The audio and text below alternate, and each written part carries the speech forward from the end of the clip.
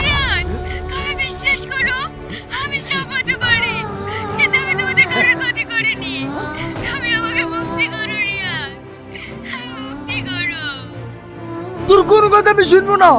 বেঈমান, লে যাও ওকে। রিয়াজ, তুমি একবার আমার কথাটা শোনো রিয়াজ। রিয়াজ,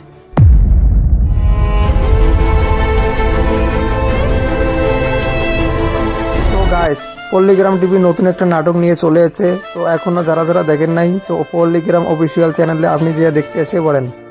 আজকে এই ভিডিওর মাধ্যমে জানাবো নাগিন পার্ট 2 কবে আসবে, কবে পরিচালিত হবে।